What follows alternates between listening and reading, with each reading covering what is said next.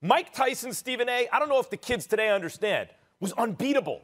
He was the best pound-for-pound fighter in the world. He was going to reign for 10 or 20 years. No one could touch him. Stephen A., they had to have the Buster Douglas fight in Japan. Not because people weren't interested in Mike Tyson. He was there with Michael Jordan as the most compelling athlete in the world.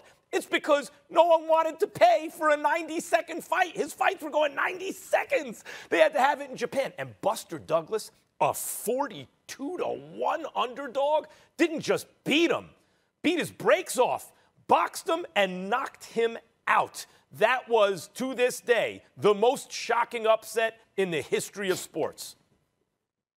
I tell you this, I feel so. I think his wife was there when he knocked out Trevor Berbick. I think Trevor Berbick's wife was there.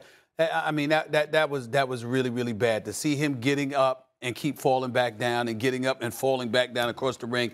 I mean, Berbick, it was funny yet very, very scary all at the same time. I would definitely say that's the greatest upset. And, you know, me being a boxing fan, not a boxing aficionado such as yourself, but a boxing fan, I think about Iran Barkley knocking out Tommy the Hitman Hearns. That was a shocker. I think about Andy Ruiz beating Anthony Joshua. That was a shocker. I think about Oliver McCall knocking out Lennox Lewis. I think about Hasim Rahman knocking out Lennox Lewis.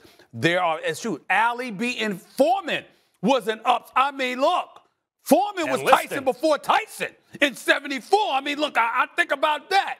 Liston was Foreman before Foreman. I mean, my God, Foreman was a monster. But I will say this.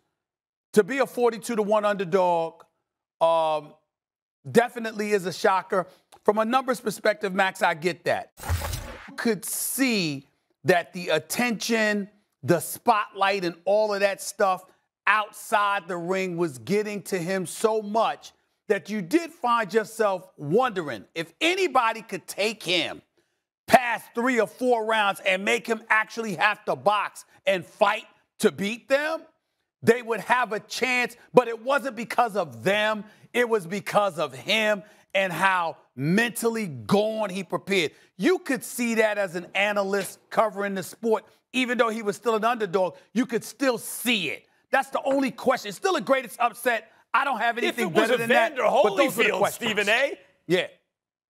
But Buster Douglas would show up fat and out of shape to fights, and he was talented, but he was 42-1. Like, there's always reasons an underdog scores an upset, and there were reasons there.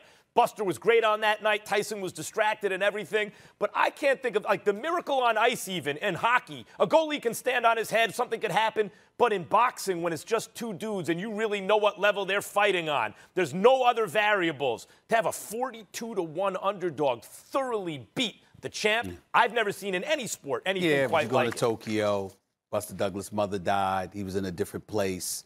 You know, you just saw some of it on the wall, the handwriting on the wall. Tyson wasn't himself. But I got it. It's the greatest upset, no question. Thanks for watching ESPN on YouTube. For live streaming sports and premium content, subscribe to ESPN+.